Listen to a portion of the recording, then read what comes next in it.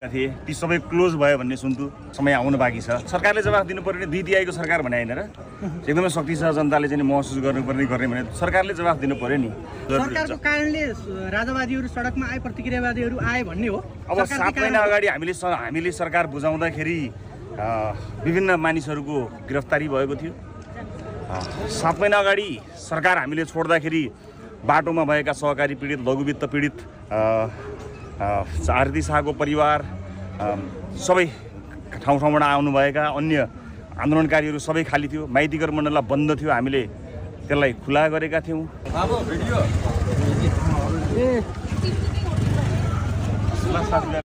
के भन्छन् त रवि लामिछाने, यो कुरा पनि सुन्नुहोस्।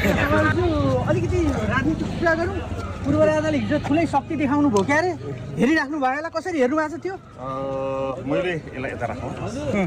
अब अहिले मैले त्यस्तो प्रतिक्रिया दिनुपर्ने समय आउनु बाँकी छ। म त्यसको प्रतीक्षारत छु। सरकारले जवाफ दिनु पर्ने, दुई तिहाईको सरकार भने हैन र, एकदमै शक्ति छ, जनताले चाहिँ महसुस गर्नुपर्ने गर्ने भने सरकारले जवाफ दिनु पर्यो नि। हामीले त भ्रष्टाचारको विरुद्ध ठुलै आन्दोलन सुरु गरेका थियौँ। धेरै फाइलहरू ओपन पनि भएका थिए, ती सबै क्लोज भयो भन्ने सुन्छु। अब सरकार दुई तिहाईको छ, यो प्रश्न मलाई भन्दा सरकारलाई सोध्न जरुरी छ। सरकारको कारणले राजावादीहरू सडकमा आए, प्रतिक्रियावादीहरू आए भन्ने हो। अब 7 महिना अगाडि हामीले सरकार बुझाउँदाखेरि विभिन्न मानिसहरूको गिरफ्तारी भएको थियो।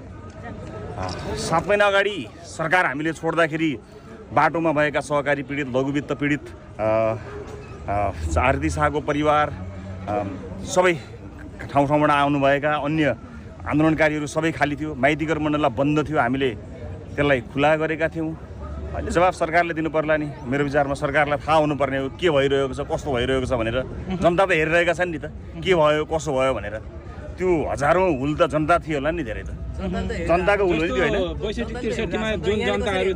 मेरो बोल्ने समय आउँदैछ। अहिले मैले सरकारलाई जिम्मेवारी, म केही समय पछाडि नै अलिकति बृहत रूपमा आफ्ना कुराहरू राख्ने तयारीमा जो साथी हो। हरायो रविजी चाहिँ एकदम गुमनाम हुनुभयो भन्ने छ नि त, यो चाहिँ के हो खास गरी कता हराउनु भएको भन्ने चाहिँ?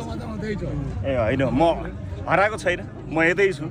हराउने त कुरै भएन, तर अलिकति केही तयारीहरू गरिरहेको छु। त्यस कारण मैले भन्ने कुराहरू एकदमै आउन बाँकी छ। त्यस कारणले केही चिन्ता नगर्नुहोस्। जनताले हेरिरहेका छन्, जनतालाई राम्रोसँग थाहा छ। जनतालाई जिल्लै पछि मुद्दा लगाएर हातमा तारिक पर्चा चाहिँ नि थमाइदिएर गएको जनतालाई थाहा छ।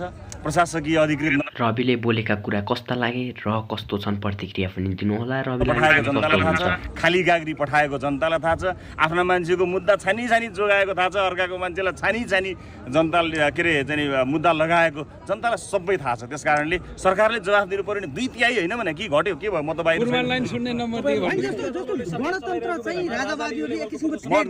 मेरो समय एउटा कुरा आशा छ। हेर्नु, अहिले ठुला दल केपी ओली प्रचण्डजी बोल्नुहुन्छ, उल्टो राजालाई सहानुभूति आइरहेछ। तपाईँहरू नयाँ पुस्ताको राजनीति, गणतन्त्र, लोकतन्त्रको सुन्दर फुलबारी बनेर आउनुभएको, तपाईँमाथि आशा ठुलै छ।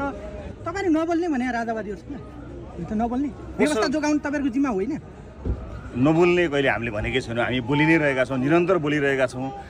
मेरो कुराकानी गर्नुभएको छ भने पार्टी त हाम्रो उपस्थित देखिरहनु भएको छँदैछ। म त पार्लिमेन्टमा छैन, छलकपट गरेर पार्लिमेन्टमा मलाई रोकेका छन् होइन।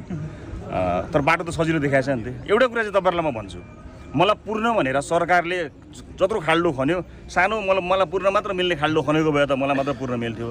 तर यति ठुलो खाल्डो खन्यो कि यी सबैजना यो खाल्डोमा जाकिन्छन्, यति चाहिँ म तपाईँलाई भन्छु। हस्, ल फेरि भेटौँ ल। भएन ल,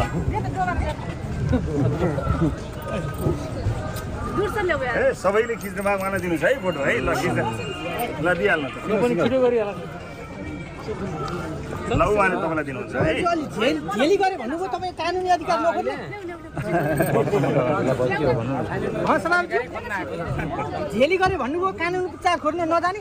म अहिले कानुनी उपचारमै आएको बोल्दैछु, चिन्ता नगर्नुहोस्। Thank you. म भाग्ने मान्छे होइन नि, भाग्नु त अरू, म त सामना गर्ने मान्छे हो। नाम बताउनु पर्यो सबैजी।